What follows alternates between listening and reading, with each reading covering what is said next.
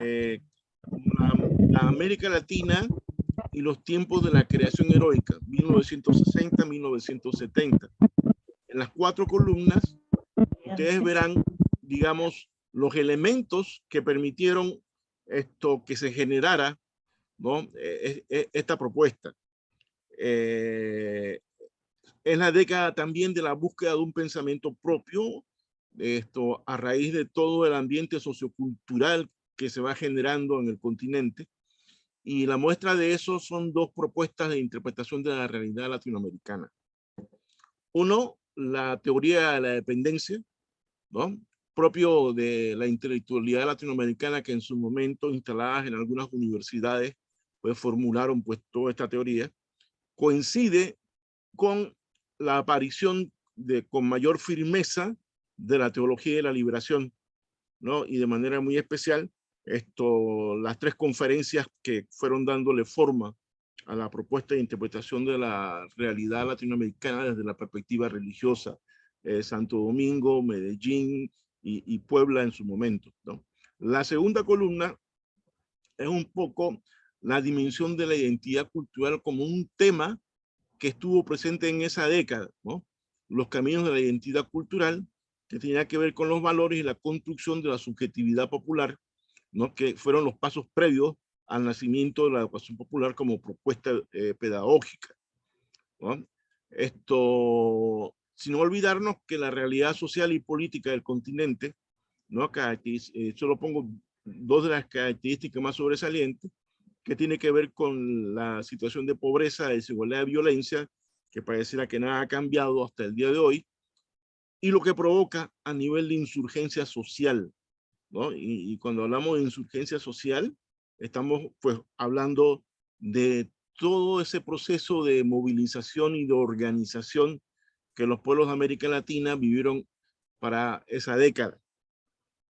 Bien, estas 3 columnas nos permiten entonces ver la apuesta de la educación popular y sus vínculos con Freire, ¿no? Y también su articulación a una propuesta que coincide totalmente en el tiempo, que es el nacimiento de la investigación-acción, desde la visión del sociólogo colombiano Orlando Fals Borda. Si seguimos.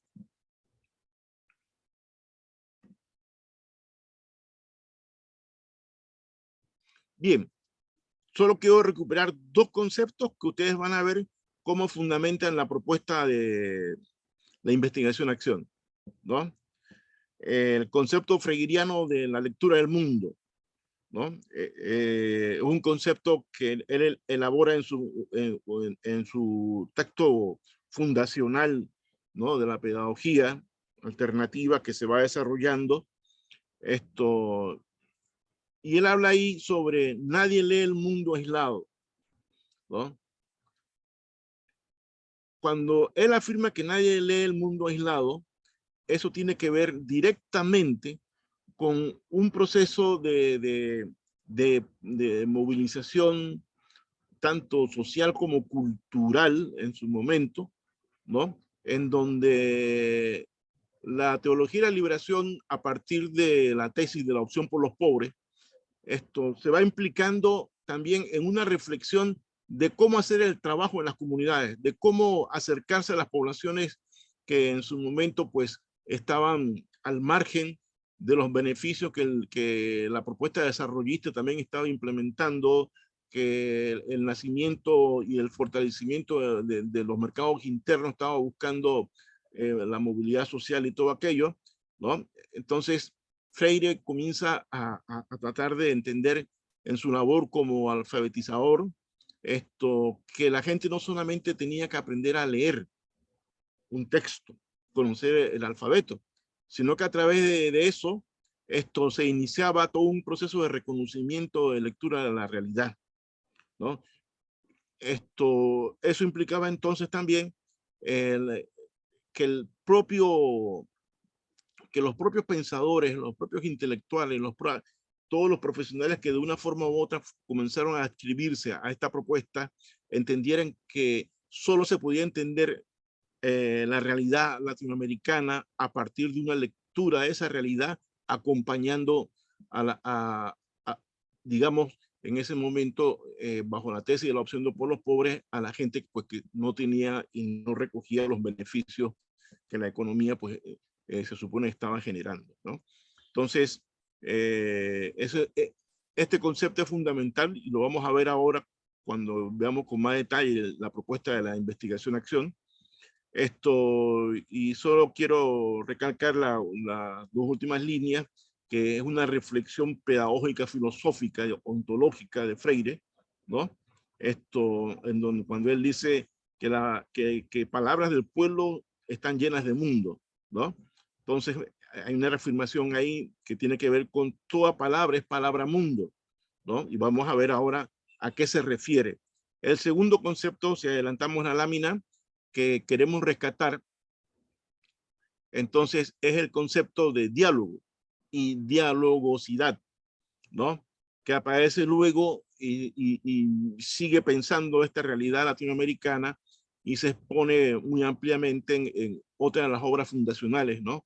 La educación como práctica y la libertad, en donde el diálogo se transforma entonces en una especie de mediación en el que se acompaña a las organizaciones, se acompaña a las comunidades, pero desde el diálogo, desde la comprensión, desde la ubicación de ese mundo inmediato en el que está inserto la gente, ¿no? Y en el que digamos, el promotor o el investigador, el que está, pues, orientando su acción a partir de esa realidad, esto no puede eludir, no puede eludir el diálogo, porque eludir el diálogo implica no asumir ese mundo que se vive.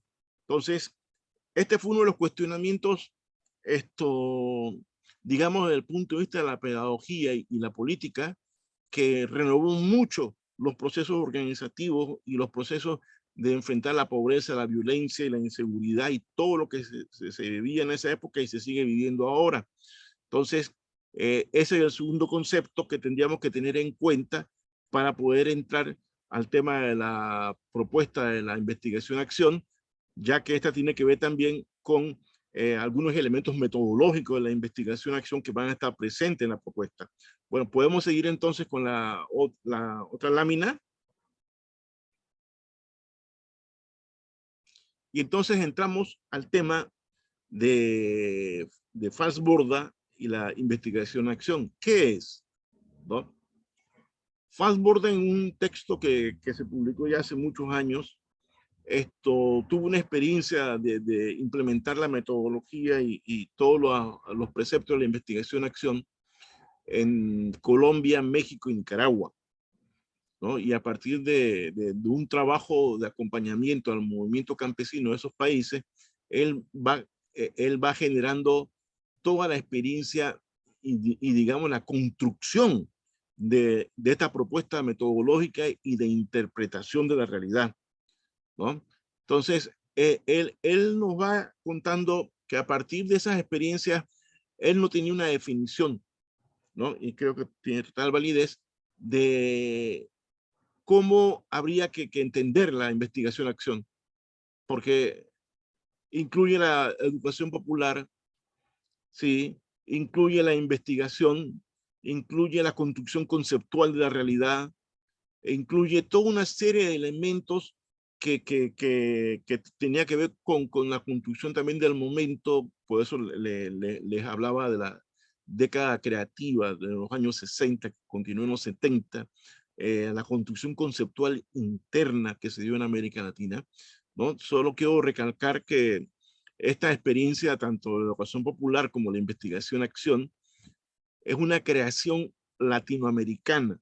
No, o sea, no hubo otra experiencia como estas dos, ni en África, ni en Asia, ni en otra parte de lo que en su momento se llamaba el tercer mundo, ¿no? Esto fue una propuesta que se alimentó de lo que les comentaba de la teología de la liberación, ¿no? De manera muy especial por toda la tesis de cómo trabajar con las comunidades, cómo acercarse a la gente, ¿no? Fue la que comenzó como a generar esto y esto también se articula solamente para que nos ubiquemos, a la labor, digamos, freiriana de generar los conceptos a partir de su ubicación. Freire trabajó en el Consejo Mundial de Iglesias, ¿no? Era responsable de los programas de educación del Consejo Mundial, ¿no? Que implicaba pues una especie de encuentro ecuménico de iglesias y que estaban respondiendo pues a toda esta corriente de pensamiento religioso. Entonces, Falsborda tiene una experiencia parecida, pero digamos más distante del trabajo eclesial. Falsborda ya era docente, investigador, y se dedicaba a esa propuesta también que en la sociología latinoamericana se conoció como la sociología comprometida, ¿no? Aquella sociología aplicada que tenía que realizar estudios y tomar definiciones frente a la realidad latinoamericana.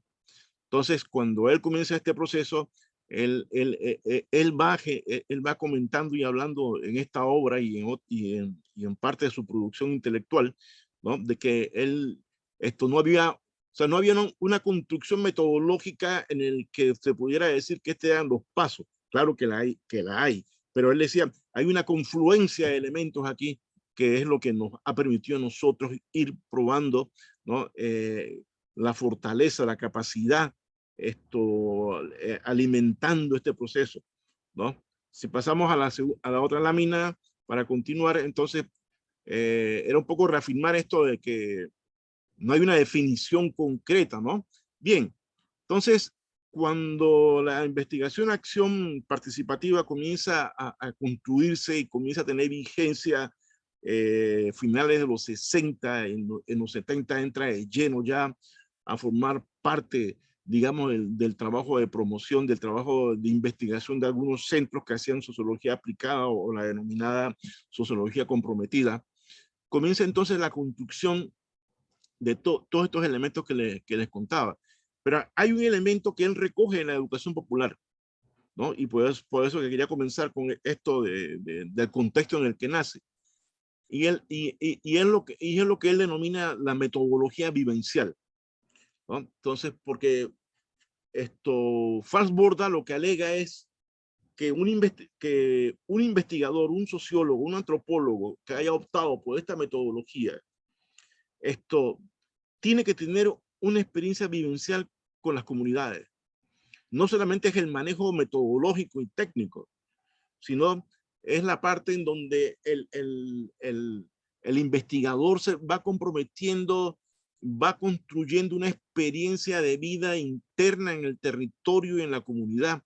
Eso es lo que él llama metodología vivencial, y que luego en un trabajo extraordinario que les recomiendo, para mí es de lectura obligatoria para un investigador que quiera tener conocimiento más detallado de, al final, cómo la investigación-acción hace ciencia social también, es La historia doble de la costa, que es un texto que él escribe a partir de la historia de la migración campesina al río Magdalena, ¿no? Entonces, es un texto muy creativo, porque hace investigación-acción y hace ciencia, ¿no? Porque es un texto sobre migraciones, pero resulta que en la página izquierda del texto, son como 3 tomos, cuenta la historia de vida de los migrantes.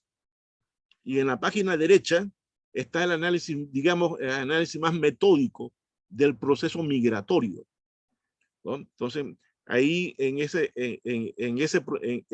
la producción, en la investigación de campo de ese estudio, es cuando él también genera un término, pero que tiene mucha relación con esto de la metodología vivencial, ¿no? Y él lo cuenta en uno de sus textos, Lo sentipensante, ¿no? Porque él contaba que una de las cosas que él aprendió en su trabajo de campo fue hablar con la gente, ¿no? Y uno de los diálogos que él tenía fue con un pescador en el río Magdalena, ¿no? Y hablando con el pescador le dice, lo que pasa es que uno tiene que entender la realidad e interpretarla, pero desde los sentimientos, desde el corazón, ¿no? Entonces dice, y el pescador le dice a Falsborda, yo soy un sentipensante, ¿no? Yo siento mi entorno, pero también lo pienso. Entonces, todo este tipo de historia que les estoy comentando, que tiene que ver con la metodología vivencial, es lo que va también desarrollando, pues, digamos, el elemento que ustedes vieron al inicio sobre la búsqueda de la identidad cultural.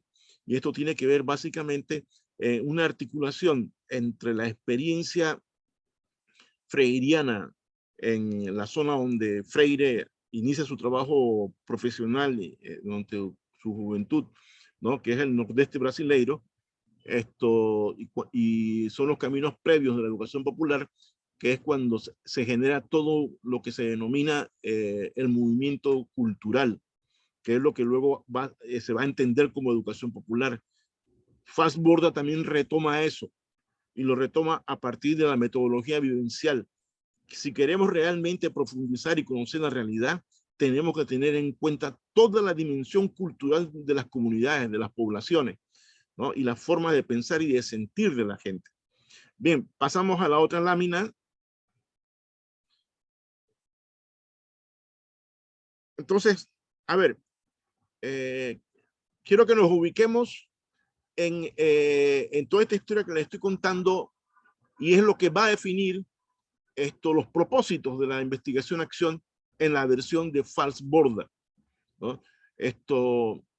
Y aquí hay un elemento que creo que también es necesario que les explique, que tiene que ver con que la investigación-acción en la versión de Falsborda se distancia totalmente de las experiencias europeas de investigación-acción, que eran más dirigidas a una dimensión técnica de resolver problemas en distintos niveles de la institucionalidad en Europa y en Estados Unidos, ¿no? Y uno, digamos, de los puntos en el que él se distancia tiene que ver mucho con el análisis en el campo educativo, ¿no? Y él en otro de los textos que puedo compartirles si les interesa, ¿no? Él va contando en un debate y una reflexión sobre ciencia nuestra y ciencia universal, que es un debate político sobre el papel de la ciencia.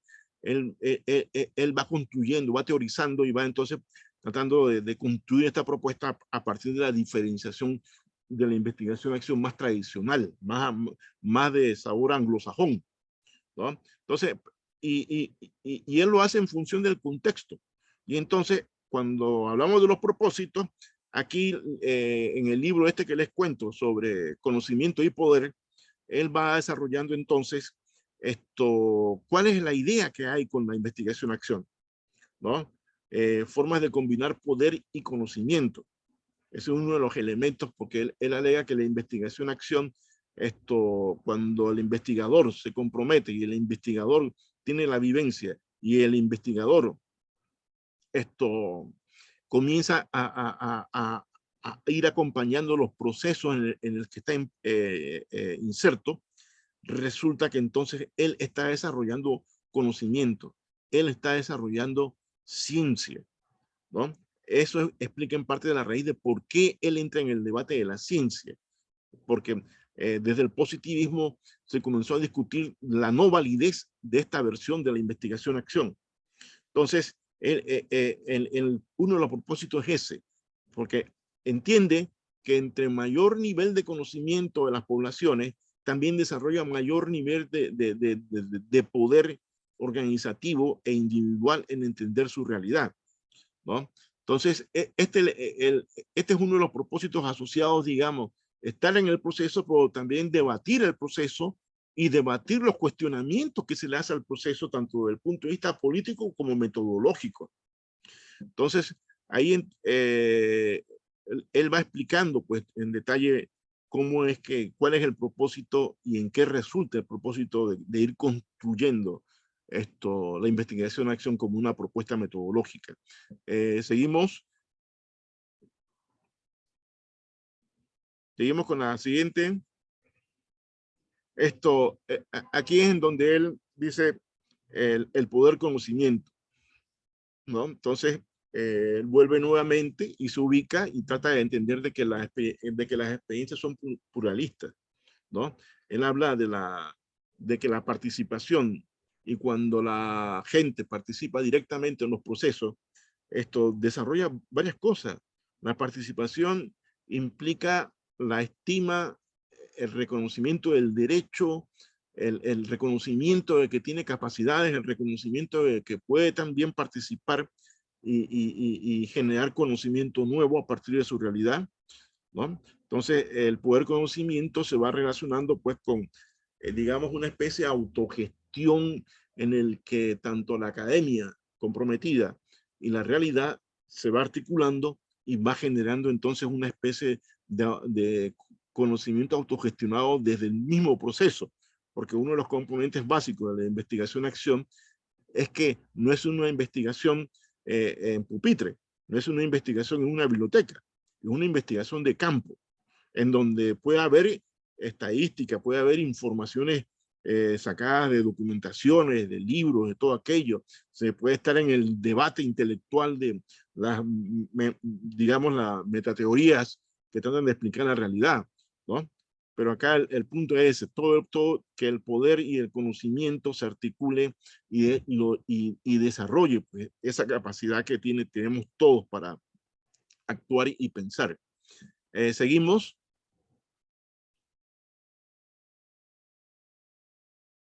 Bien, entonces aquí él mete dos elementos, dice hay dos grandes problemas teóricos, estamos, como les comenté, en el proceso de construcción de la propuesta, ¿no?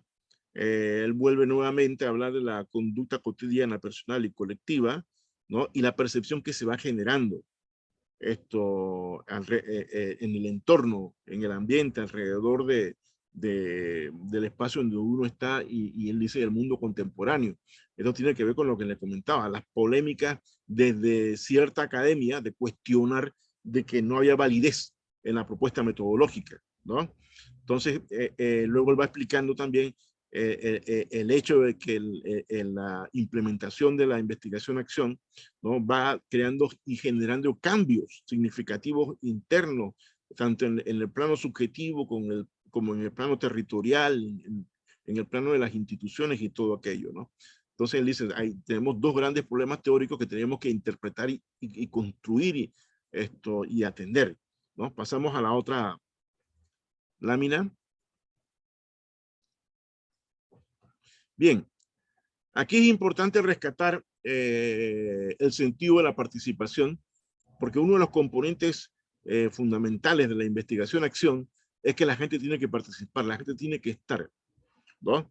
Y eso rompe con el enfoque positivista del que conoce y sabe, y nuevamente volvemos a la visión, a la pedagogía freiriana, ¿no? De que la gente tiene capacidad instalada a partir de su saber y su experiencia.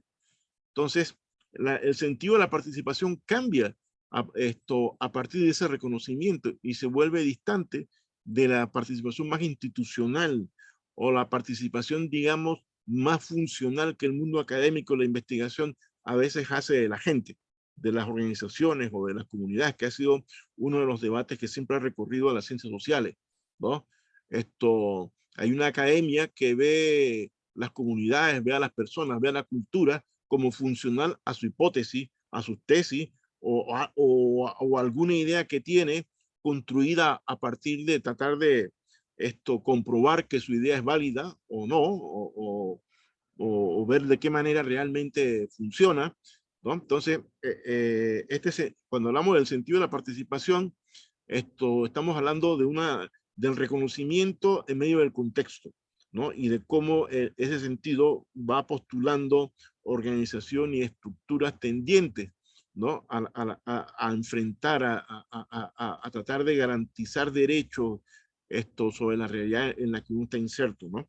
Bien, pasamos a la otra lámina.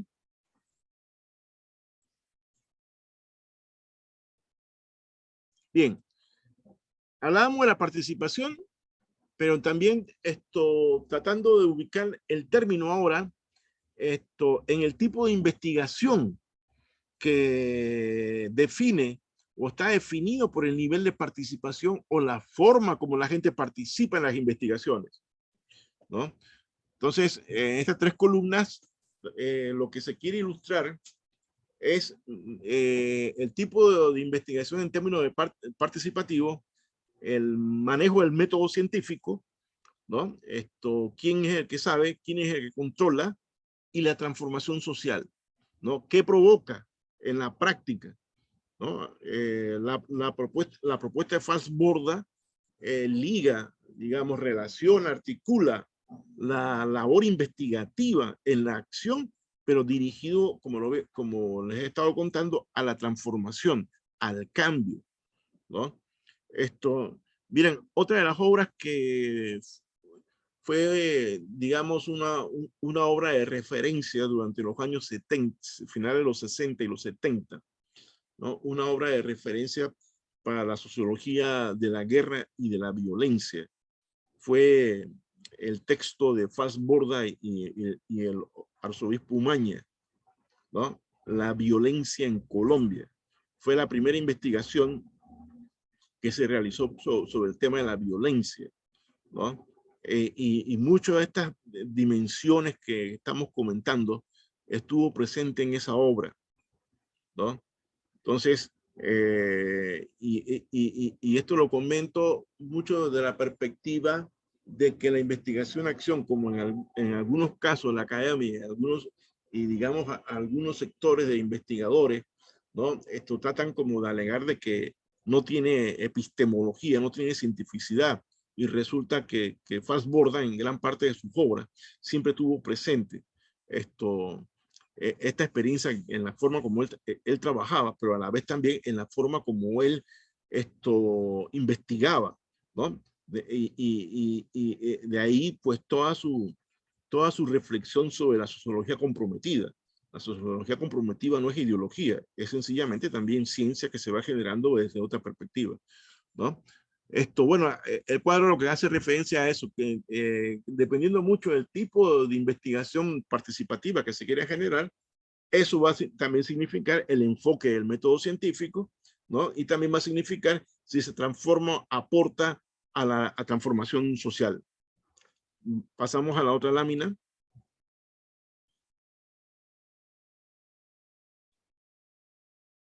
Bien, hay un tema de ruptura y acá lo queremos recoger y aparece mucha en este libro sobre Colombia, Nicaragua y México, que es lo del agente de cambio, ¿no?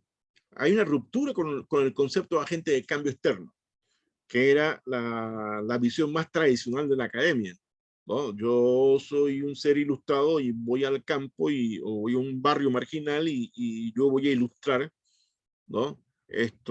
Cómo, cuál es el sentido, cuál es la realidad y por qué razón están sucediendo las cosas. Y ese enfoque, también a partir de la investigación-acción comenzó a variar, porque la ruptura que provoca la investigación-acción al involucrar a la gente en el proceso investigativo, ¿no? Sobre la base de los temas que la gente define, le urge entender, ¿no? Y tener un nivel de reflexión sobre su realidad, es lo que entonces provoca esto de los agentes de cambio externo, pero eso no significa de que uno no valore también la capacidad profesional o la perspectiva de la presencia de la academia. El punto no es ese. El punto es, volvemos al tema de la atención, ¿no? El punto está en el que el conocimiento científico de la academia, de los investigadores, ¿no? De sus preocupaciones, tienen que alimentar el proceso en el que está inmerso la gente, ¿no? Entonces,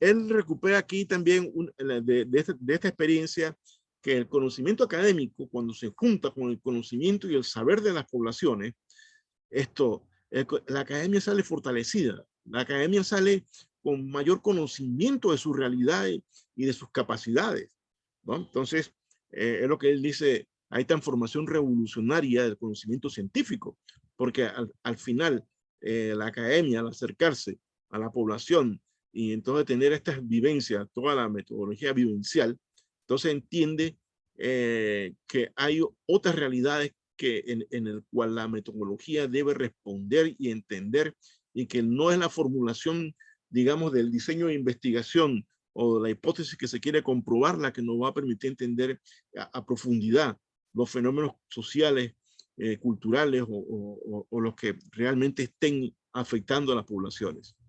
Pasamos a la siguiente lámina.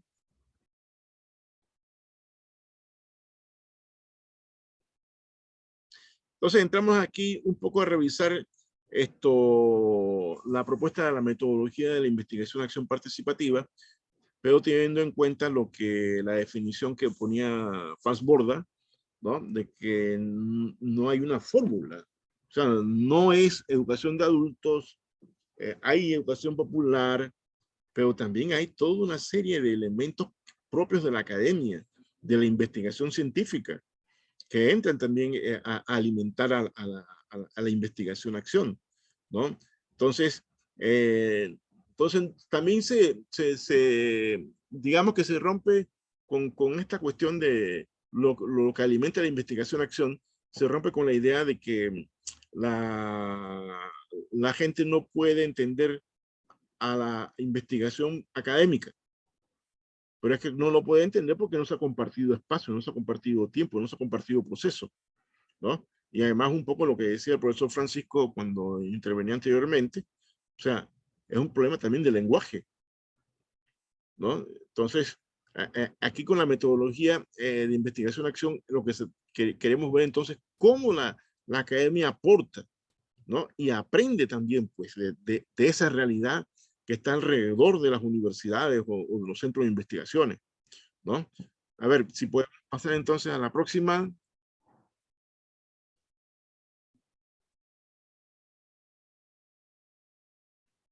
En la próxima lámina.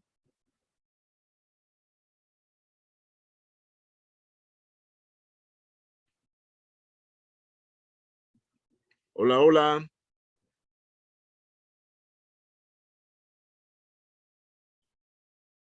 Bien, entonces aquí entramos un poco a esto que le hablaba un rato, en cómo se recuperan algunas técnicas propias, lo que pues, comúnmente se ha denominado la dimensión cualitativa de la investigación, y que tiene que ver entonces con las técnicas más usuales, no las únicas, ¿no? O sea, sino las más usuales y dependiendo mucho de los procesos en los que uno está, ¿no? La investigación colectiva, esa es una de las características de la investigación-acción. O sea, no se puede llamar investigación-acción a hacer 10 entrevistas o 20 entrevistas a personajes de una comunidad, de una organización o personas pues reconocidas en la ciudad o en algún territorio. O sea, la investigación tiene que ser colectiva, ¿no? Ese es uno de los elementos, y cuando hablamos de la investigación colectiva, entonces tiene que ver en el involucramiento del proceso de investigación de la gente con la cual uno quiere estar abriendo un proceso, ¿no? Entonces estamos hablando aquí de todos los espacios en donde la gente participa y habla y cuenta su realidad, ¿no? Y todo aquello. Y la investigación colectiva tiene un doble sentido, está mucho más allá de un grupo focal, está mucho más allá, digamos, de una historia de vida que es importante, ¿no? O sea, claro que digamos, los componentes de la investigación cualitativa están presentes y se usan, ¿no? Pero el sentido está en la participación colectiva para generar el conocimiento y generar el diálogo. Bien, esto con la parte de la historia tiene que ver mucho pues también con esto de la historia de vida y toda una serie de técnicas que nos permiten conocer, digamos, la subjetividad, las formas de pensar de la gente, ¿no? Entonces es un elemento en el que la recuperación de la historia nos ayuda, y el mismo método también va generando un conocimiento que de repente nosotros no logramos entender en detalle desde la academia o de la distancia, ¿no? El otro tema es la valoración y el empleo de la cultura popular, ¿no? Uno de los elementos básicos, un poco lo que contaba el profesor Francisco, ¿no? Al final nunca supo la razón por la cual lo echaron de la comunidad, pero resulta que había que conocer en detalle la lógica cultural de las comunidades, de la estructura social, la estructura familiar y cómo funciona todo esto, ¿no? Ahí está una de las dimensiones más valiosas de la investigación-acción y de la educación popular. Reconocer sin prejuicio que hay otras formas de ver la vida, hay otras formas, hay otras lógicas de gestionar los procesos organizativos, la producción de la tierra o las relaciones familiares, ¿no? Y luego viene, pues, lo otro tiene que ver con la devolución de la información que se recoge en una investigación-acción, ¿no? Y que tiene que ver con la dimensión comunicativa y tiene que ver con la creación, en las maneras como a veces los investigadores adscritos a esta metodología, no necesariamente a veces, digamos que hacen un paper o un informe técnico sobre qué fue lo que, la vivencia, qué fue lo que descubrió, cómo se desarrolló, sino que se usan las múltiples formas de comunicarse para que realmente el proceso sea reconocido por otra gente que puede tener distintos niveles de escolaridad o esté ubicado en otras experiencias, ¿no? El punto ese tiene que ver con eso, ¿no? Y es como una vuelta. Investigamos colectivamente, recuperamos memoria, utilizamos los recursos culturales y se lo devuelvo a la gente. Y la gente se autorreconoce, pero también me autorreconozco yo como investigador en el proceso. Sí, seguimos con la siguiente lámina.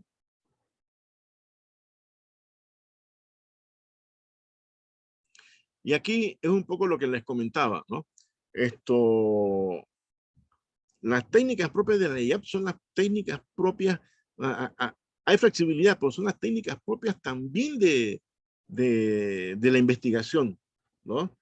Cuando el profesor Francisco hablaba de la libreta de campo, ¿no?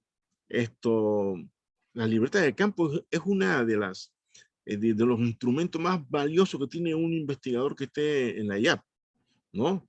Puede aplicar encuestas, puede tener hacer el registro visual de su experiencia, ¿no? Puedes hacer una observación parcial o sistemática. O sea, recupera también la experiencia que ha desarrollado la academia y la investigación en sí frente a las realidades. Pues. Eso está muy presente en la IAP también, ¿no? Seguimos.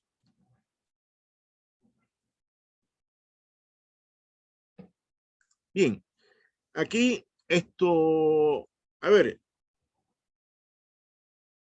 puede haber una, puede haber una definición lógica de cómo se formula la investigación-acción, ¿no? Pero esa definición pasa también por los escenarios en el cual uno quiere trabajar la investigación-acción, ¿no? Entonces, y al definir el objeto y los sujetos que van a estar involucrados de manera colectiva y participativa, teniendo en cuenta lo que vimos hace un rato de los componentes de la investigación-acción, la cultura, ¿no? La memoria colectiva, la historia,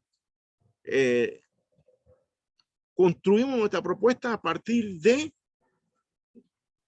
en qué tipo y dónde queremos implementar la investigación-acción, qué tipo de proceso vamos a acompañar, ¿no? Y en esto le he puesto una secuencia metodológica que tiene que ver con el tema educativo, con las tendencias educativas, ¿no? De la investigación-acción en América Latina, como un intento, digamos, de propuesta genérica para que se tenga de referencia, ¿no? Ahí en las fases están todos los pasos que inclusive son parte de cualquier formulación de una investigación. La fase previa, la investigativa, la tematización y la programación-acción, ¿no? Lo único que la diferencia está en las devoluciones o en un informe técnico de investigación, en la única devolución que formalmente a veces se solicita tiene que ver con la entrega del informe técnico, ver los resultados. Pero en la investigación-acción, además de ese tipo de informe que lo pueda ver, esto está implícito lo que vimos en la columna anterior, ¿no? Hay que, para seguir en el proceso, para completar la metodología vivencial, hay que devolver el trabajo colectivo de investigación que se hizo, ¿no? Por eso se programan cosas con la gente, ¿no? A eso me refería con la cuestión de la devolución creativa de la investigación que se realice, ¿no? Y si ustedes ven los momentos, digamos, la parte previa tiene 2 momentos, la investigativa tiene 4 y se van definiendo. En el caso de la investigativa, es la construcción de un marco de referencia, la selección de áreas, unidades o grupos estratégicos, observación participante o acercamiento a las unidades específicas, investigación de la problemática en las unidades específicas, codificación, descodificación, ¿no? Digamos que esta es una propuesta genérica que puede ser utilizada tanto para el plano de entender los escenarios educativos como los planos comunitarios o el trabajo feminista o el trabajo en un sindicato o inclusive en el mismo trabajo en el aula, en las universidades, ¿no? Es una idea más o menos que se puede tener pues como referencia para poder formular la investigación-acción. Seguimos.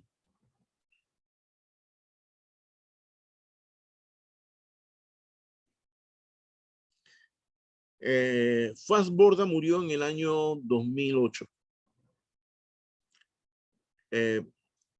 Él hace una reflexión en esta fecha del 22 de junio del 2006, que había un encuentro internacional de investigación-acción. Es una de las últimas reflexiones que él hace del recorrido que tiene la investigación-acción en ese momento, ¿no? Y lo que les comentaba, tiene su origen pues, en ese tiempo de creación heroica de los años 60 en América Latina, ¿no? Donde la intelectualidad comprometida, los movimientos, o sea, fue una década de efervescencia. Pensando en eso y en el congreso que se estaba realizando en Cartagena, él hace la reflexión sobre la metodología, ¿no? Y una de las cosas que él dice es que, se los leo porque aquí terminamos la sesión de parte mía, ¿no? Hemos resuelto en esencia los viejos dilemas del comienzo de la IAP, ¿no? Los cuestionamientos desde el positivismo y desde la academia. Eso no es ciencia, ¿no? Eso no funciona, eso no tiene epistemología, eso no tiene validez científica para entender la realidad, ¿no?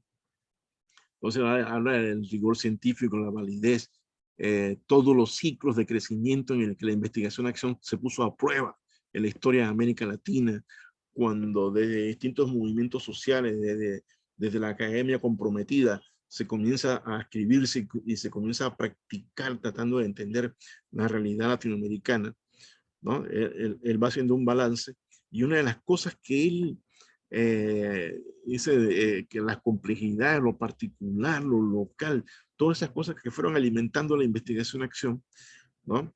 Él nos comenta ese cierre del Congreso de Investigación-Acción en Cartagena, que la propuesta creció, se volvió autónoma, aportó a construir identidades, ¿no? Y una de las cosas que él se alegraba era que se ha transformado en un instrumento para poder combatir las desigualdades provocadas por la globalización y todo aquello, y la labor científica y el deber político de los intelectuales y todo aquello, ¿no? Y cierro con eso porque creo que ese fue uno de sus últimos balances sobre su propuesta, ¿no? De metodológica de investigación-acción. Bueno, lo dejo hasta aquí para que podamos conversar y nutrirnos, ¿no? De ambos lados. Gracias.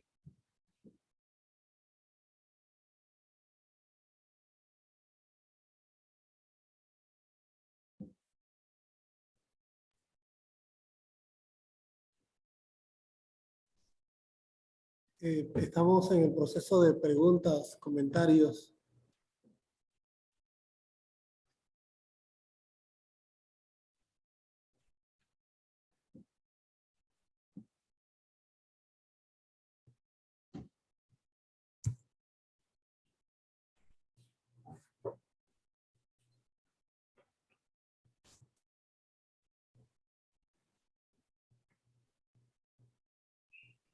Voy a hacer una pregunta, comentario que a lo mejor se ha contestado, pero a lo largo, pero sí quisiera, a ver, es una cosa muy práctica.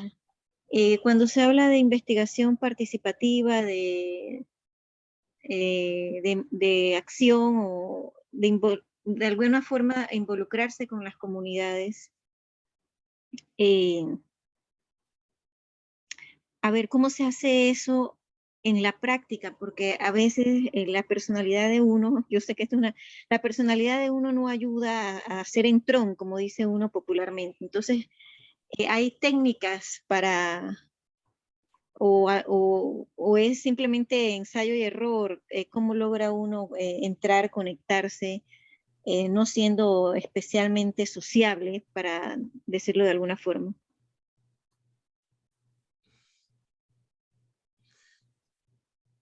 A ver, creo que es uno de los elementos más, digamos, subjetivamente se transforma en una limitante en la personalidad, ¿no? Ustedes se imaginan un académico en una comunidad urbana, popular, ¿no? Con estéticas muy propias, con lógicas muy propias, tratándole de explicarle por qué razón hay tanta pobreza en la periferia urbana, ¿no? Y si hay, y aquí se recupera un poco lo que le comentaba de la metodología vivencial, por eso que Falsborda siempre insistió en esto esto es una metodología vivencial, hacer la ciencia, que la ciencia se comparte, se construye con la gente, es vivencial, ¿no? Porque solo así puedes romper tus prejuicios, solo así puedes incorporar valores y experiencias que a lo mejor no conoces porque no compartes el tiempo y la vida con algún tipo de gente, ¿no?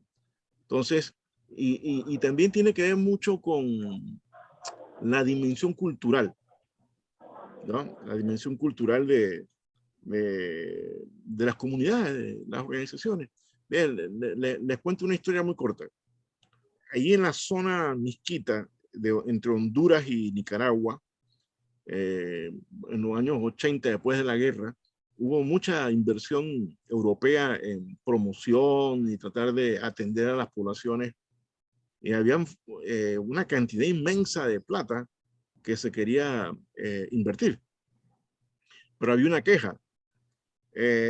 Ninguno de los técnicos que fueron contratados para llevar adelante los programas sociales y de inversión en la costa fronteriza entre Honduras y Nicaragua, lograban movilizar a nadie, ¿no? Llegó un momento en el que los donantes comenzaban a cuestionar, bueno, pero les hemos estado dando plata para poder atender a las poblaciones y no se ejecuta, aquí no pasa nada, ¿no? Y todo aquello. Y entonces ya preocupados porque que en la cooperación, cuando uno no usa los fondos, sencillamente dice, bueno, que o hay incapacidad o no pueden ejecutar por X razón, ¿no? Entonces tienen que devolver los fondos y todo aquello. Y resulta que un buen día uno de los muchachos dice, oye, pero ¿por qué nosotros a lo mejor no hablamos con la gente y vemos qué pasa? ¿No?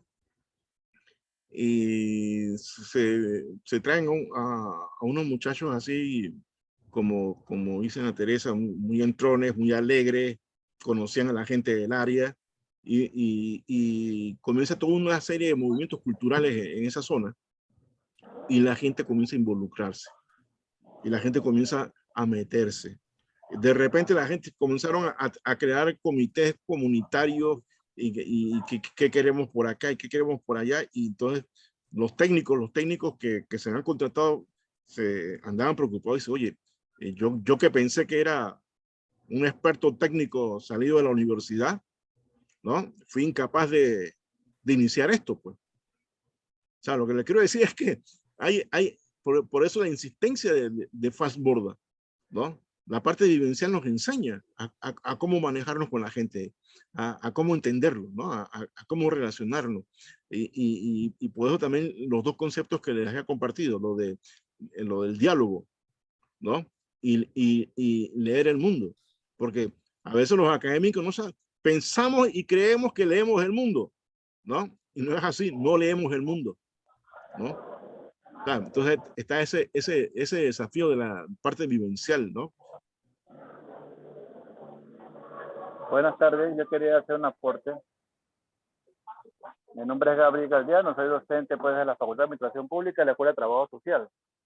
En base a la pregunta que señaló la compañera, pues, antes de que hablara el profesor, es que la experiencia y en el desarrollo de este tipo de actividades comunitarias hay que hacer el primer contacto con la comunidad, involucrar a los líderes comunitarios para hacer una convocatoria y un llamado a los miembros de la comunidad para que participen de este tipo de investigación. En primer lugar, se debe hacer un diagnóstico social o comunitario, con la participación de los líderes comunitarios y con la participación de los miembros de la comunidad, ¿no? Eso es el aporte, o sea, que quería hacer.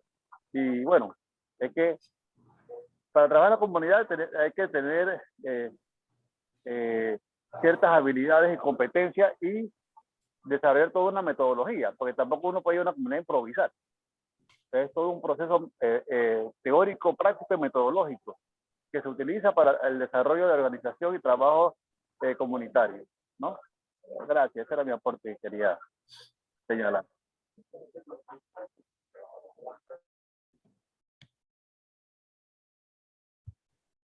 Buenas tardes.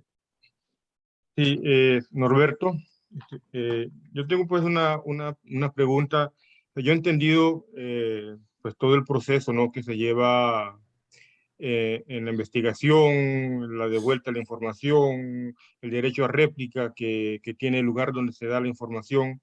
Finalmente, pues esta investigación va a publicarse, va a publicarse. Una vez que la investigación es publicada, ya no está ya desaparece del control de quien publica, sea para el Estado, sea para la organización que la financie. Mi pregunta es, ¿cómo tratar estos estudios una vez que son publicados? Porque desde luego van a hacer referencia, ¿no? Y cuando son tratados, o sea, quedan pues también a la interpretación de quien acuda a ello para apoyarse en otros estudios o para interpretarlo, ¿no? Entonces la pregunta es cómo, una vez publicado, cómo manejar esta información, porque ya sale del control de quien la está realizando y de la misma comunidad.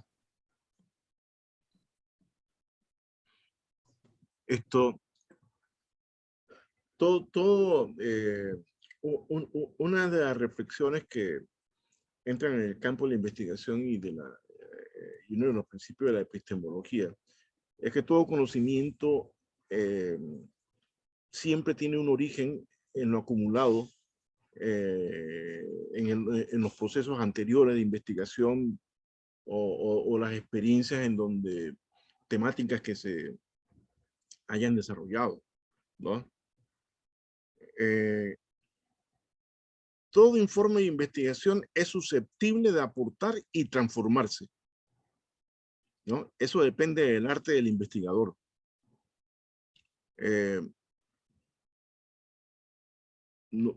A ver, un informe que me hable, me describa, digamos, el área educativo que tenga que ver con,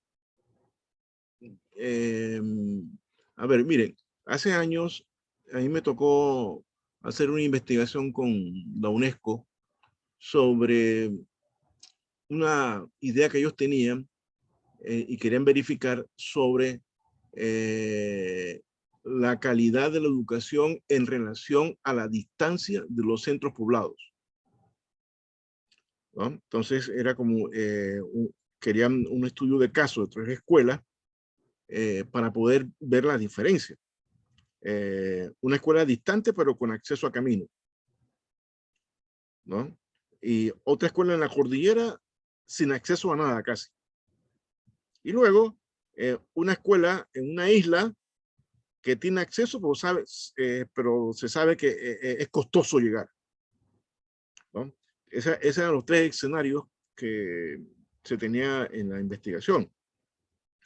Y la investigación dio sus frutos en términos de relacionar variables que tenían que ver con calidad educativa, ¿no? Y eso permitió luego entender cómo funcionan las comunidades alrededor de la escuela. Esa información se transformó en la medida en que la comunidad entendió su situación y quería ver la manera entonces de poder mejorar la asistencia de los niños, la relación con los maestros, ¿no? Y qué podía hacer ellos para que sus niños no tuvieran complicaciones por no entender en la escuela, por no tener plata para alguna situación en la escuela y todo aquello. Desde que en ese momento la comunidad comenzó a reunirse, comenzó a hablar con los maestros, se creó una inquietud, ¿no? Es un poco como verla, por decirlo de alguna manera, la segunda parte de la investigación.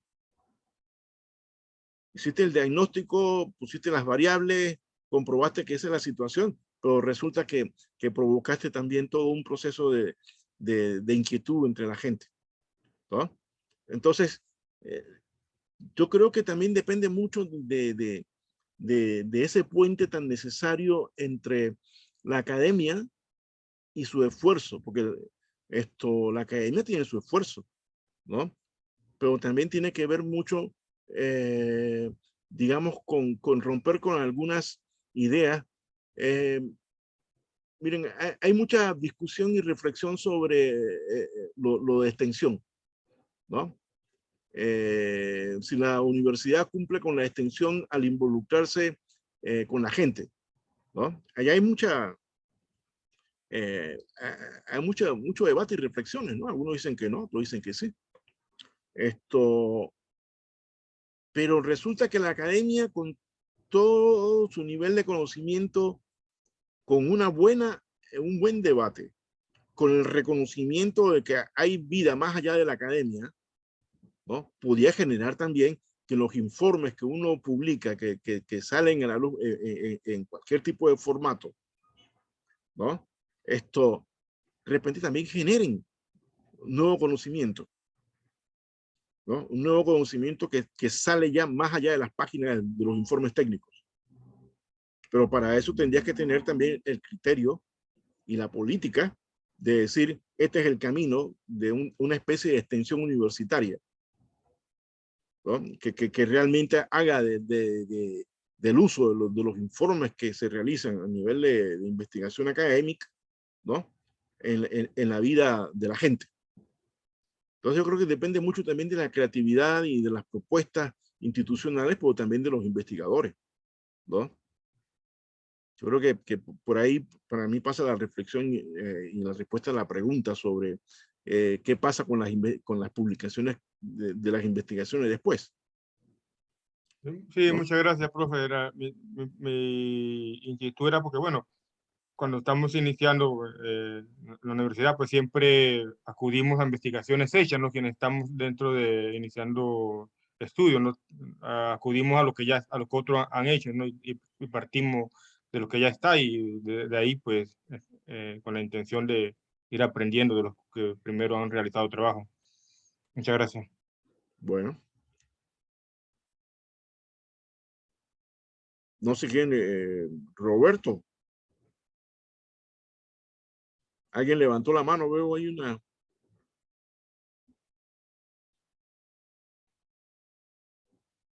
Buenas tardes. Sí, buenas. No había quitado la cuestión del audio. Buenas tardes, profesor Jesús. Sí, mire, una consulta más que todo, porque yo tengo una confusión con respecto a este enfoque de investigación de acción participativa, ¿no? Porque no sé en realidad todavía cuál es, digamos que la función que cumple la comunidad que está siendo investigada desde el punto de vista de la investigación, ¿qué función cumple esa comunidad en ese proceso investigativo? Porque hasta donde yo entiendo, en este tipo de enfoque, el investigador, es decir, el que está haciendo la investigación, supongamos que soy yo, el investigador es un facilitador del proceso de investigación. Y hasta donde yo sé, la comunidad se apodera o se empodera del proceso de investigación. Es decir que, y no sé si estoy equivocado con lo que estoy diciendo, por eso hago la pregunta, hasta donde yo entendía la elaboración, por ejemplo, de los instrumentos de medición, lo que tiene que ver con la recogida de datos, con el diseño de la propia investigación, forma parte de ese rol que juega la comunidad que está siendo investigada en dicha investigación. Entonces no sé si es que estoy confundido, no sé si es que por allí va la cosa. Me parece que en algún momento llegué a leer algo sobre eso. Entonces sí me gustaría que me aclarara un poquito ese rol específico que desempeña la comunidad que está siendo investigada dentro de ese proceso de investigación. Ya. A ver, hay una cuestión que tiene que ver con los enfoques. La investigación clásica, la investigación que define objeto, siempre proclama neutralidad, un manejo científico, ¿no? No hay que contaminarse del objeto en sí, ¿no? Porque el objeto tienes que mantenerlo en un estado que te permita realmente entenderlo, ¿no? Pero como también entendemos que en las ciencias sociales eso es casi imposible, ¿no? No hay objeto más complicado y rico que el ser humano, ¿no? Ahí se conjugan muchas variables. Y cuando hablamos de la colectividad, ¿no? Estamos hablando de subjetividades, de condiciones, de institucionalidades y todo aquello. Entonces, pero el enfoque al que me estoy refiriendo trata como de establecer, digamos, un nivel no es así, pero utilicemos el término de pureza, ¿no? Que entonces yo tomo distancia y tiene que ver mucho con algunos preceptos y orientaciones de la investigación, ¿no? Es ahí donde Fassborda hace la diferencia. Y creo que valdría la pena repasar toda esta literatura que se generó en los 60, en los 70, sobre la sociología comprometida, ¿no? Porque siempre Fassborda decía, pero es que hay que hacer de la sociología, ¿no? Un instrumento mediador entre el conocimiento y el poder de la gente, ¿no? Hay que transformarlo. Entonces, por eso que él va elaborando esta propuesta de la investigación-acción. Entonces, ¿qué resulta? Que en la investigación-acción, el objeto, vamos a decir que hay una dualidad. Y la dualidad es la organización, la comunidad, el territorio, ¿no? Esto es el objeto de estudio. Algún aspecto de ese objeto quieres entender, quieres investigar. Pero resulta que en la metodología, si no involucras la participación, si no generas la dimensión vivencial, no cumples con la metodología de la IAP. En esta versión, por eso le decía, hay otras versiones de IAP que son mucho más técnicas. Pero en esta versión, tu propio objeto también investiga. Porque el punto está en que la investigación-acción también quiere generar, dentro de su contexto, dentro de su nivel, el que la gente entienda que tiene la capacidad de interpretar, de investigar, ¿no? No en las dimensiones de repente de, digamos, de un investigador profesional que ha pasado 5 años en la universidad y 2 años en una maestría y 2 años en un doctorado y toda la dimensión de los componentes conceptuales y las matrices de interpretación teórica y todo aquello. No, porque además ese no es el propósito o digamos el interés de la investigación-acción. El propósito de la investigación-acción es desarrollar la capacidad de la gente en la dimensión en la que se encuentra, que entienda su entorno y actúe sobre su entorno, ¿no? Pero entonces, miren, el libro, yo no sé si estará en la biblioteca de la universidad, ¿no? Esto es un clásico ya de la investigación-acción en la versión de Fassbender, ¿no? Conocimiento y poder popular, lecciones con campesinos de Nicaragua, México y Colombia. Él desarrolla todo un informe de las experiencias, ¿no? Entonces, se redacta, pero no lo redacta él solo, lo redacta con todos los equipos que se fueron conformando en cada territorio donde se estaba ejecutando la investigación-acción. Entonces, él le da la forma final, pero toda la dimensión de los temas, la definición de los temas, de quiénes iban a acompañar el proceso, quiénes iban a participar y todo aquello, y luego cómo colectivamente los que hayan participado iban a redactar los informes por territorio, por país, se hace dentro de esta metodología vivencial colectiva, colaborativa, como queramos llamarlo, pero que su espíritu es la participación de todos. Pero eso no significa cargar con la gente, sino que también tienes que preparar a la gente. Por eso que en uno de los cuadros se hablaba de la llegada, definir los temas, hablar con la gente, entrenar a la gente, ¿no? Claro, en una lógica de investigación clásica, uno podría decir, pero es que vamos a ocupar mucho tiempo haciendo eso, ¿no? Y yo tengo que cumplir con todas las formalidades de tiempo que me exigen. Pero resulta que en la lógica de la investigación-acción, ¿no? Como el objeto es que la gente desarrolle capacidad, aprenda técnicas, aprenda conceptos y pueda seguir fortaleciendo su nivel de formación, el tiempo asume otra condición, ¿no? Claro que eso también depende del nivel de apoyo económico que se tenga para hacer algo así. Entonces, por eso la hablaba de la dualidad. Soy objeto de investigación, mi desarrollo de la capacidad de la realidad en la que estoy inserto, pero a la vez también participo en la interpretación y en ser la fuente de información, pero también participo en la interpretación de qué está pasando donde yo vivo, qué está pasando en el entorno regional o territorial en el que estoy, ¿no? Entonces, eso es lo que Fassbender dice, es que esto es una metodología vivencial que va desarrollando conocimiento, ¿no? Entonces, si ese componente participativo, si ese componente colectivo desapareciera, no es investigación-acción participativa.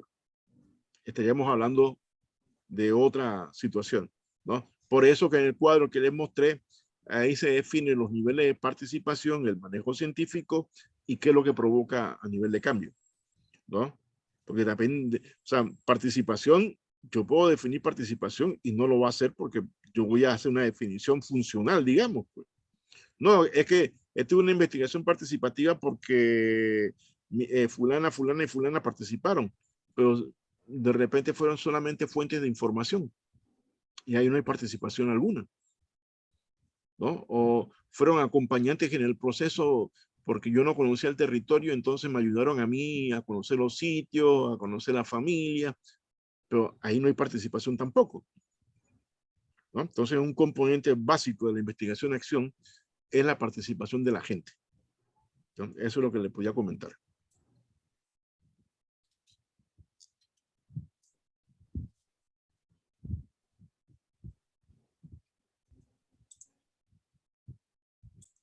Profesor, en cuanto a la parte que usted habló sobre la investigación acción participativa, esa creo que amplía un poquito más sobre el tema de que en Latinoamérica, cómo se desarrolló y en Europa, cómo se desarrolló. Yo sé que lo que ha mencionado en Latinoamérica, con todo esto, los movimientos campesinos, dio auge al crecimiento de esta investigación, más en Europa, ¿en qué área fue que se desarrolló? A ver, en Europa, a ver, hay una condición muy particular con este tipo de experiencias en Europa, ¿no? No siempre, pero casi siempre, se transforma en metodologías más institucionales, ¿no? ¿A qué me estoy refiriendo con metodologías más institucionales? A experiencias en donde el sistema educativo o el gobierno municipal o alguna universidad, ¿no?, se ascribe a esta propuesta de investigación-acción, pero resulta que el marco en el que se desarrolla esto es institucional. Si ustedes se dan cuenta acá, en la versión que les he comentado, la única institucionalidad que hay es la de las propias comunidades y las propias organizaciones, ¿no? Y por eso que le contaba el origen en los 60, porque tenía que ver, a ver, se los pongo así, tenía que ver con el desafío de los postulados de la teología y la liberación.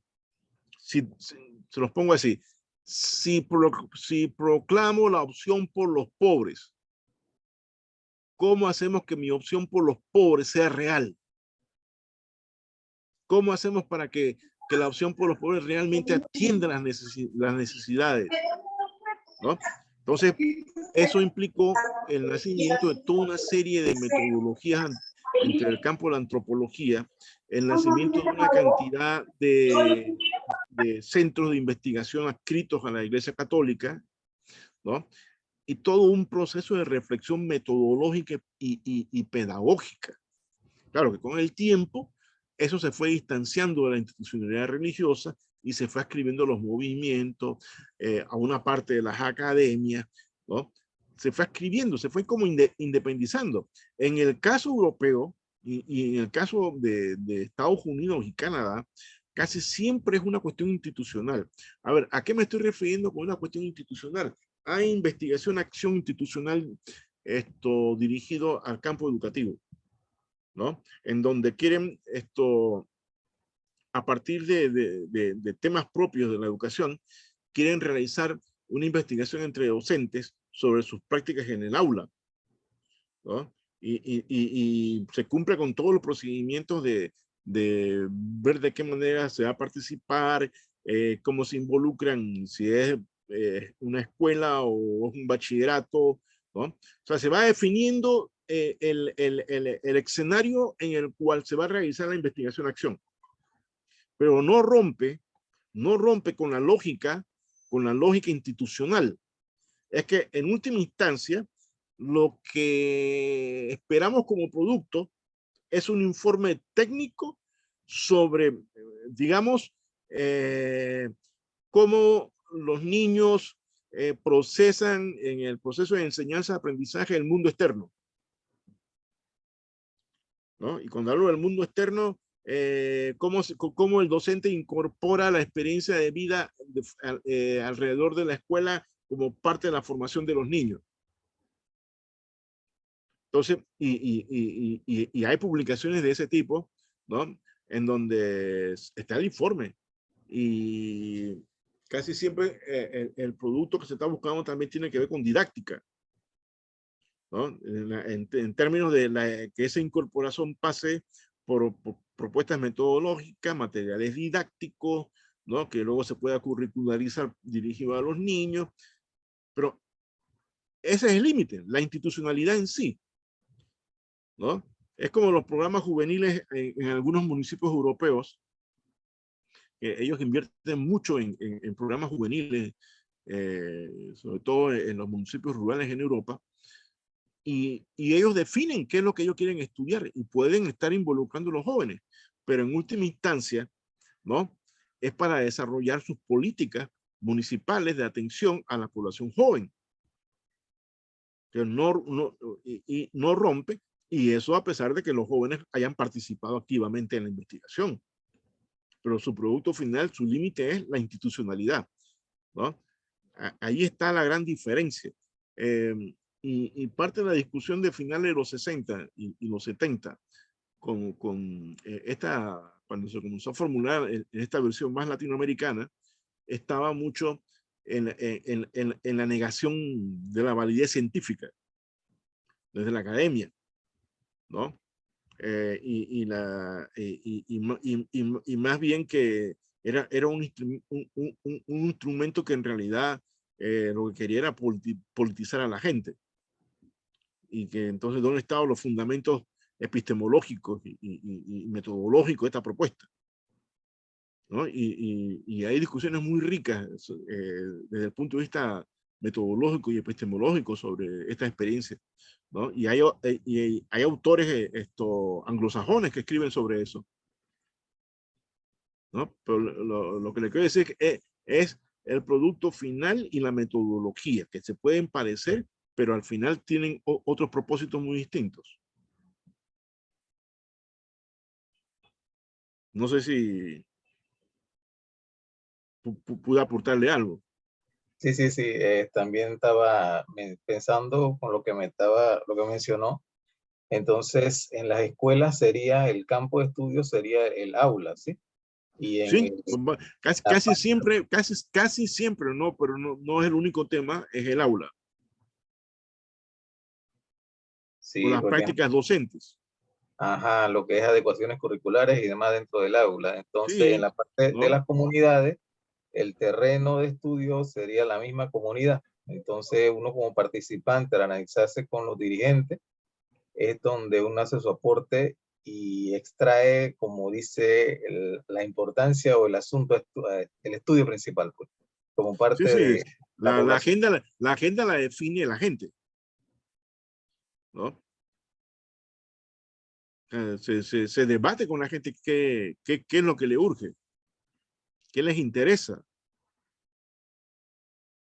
Sí, era más para saber el contexto de la investigación en acción participativa, la cual me parece muy, muy interesante, a la vez muy práctica, eh, para poder adecuarla en varios aspectos, digo, en la parte educativa, en la parte social y demás. Era esa parte. Por eso, muchas gracias. Ya.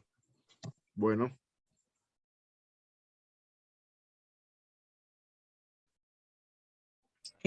Buenas tardes, profesor. Solamente para Buenas. hacerle una solicitud. De verdad que yo soy del área de ciencia y al estar en este seminario me ha gustado mucho porque ejerzo como profesora y ahora la parte social está muy involucrada en el proceso de investigación.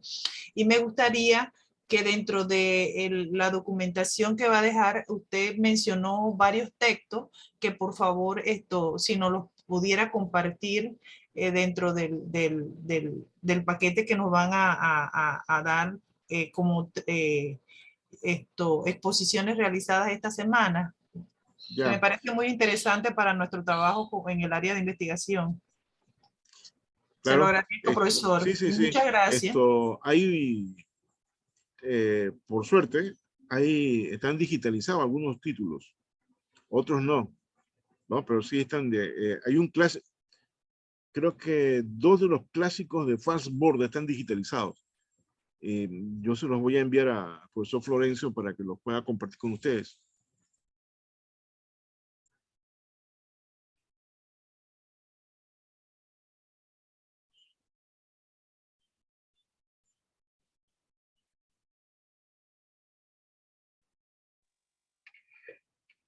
Si no hay más preguntas, dejamos la sesión del día de hoy hasta aquí.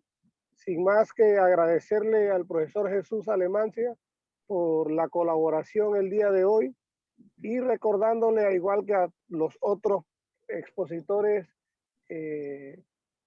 seguir contando con sus conocimientos para futuras actividades desde la Coordinación de Extensión, Cultura y Educación Continua.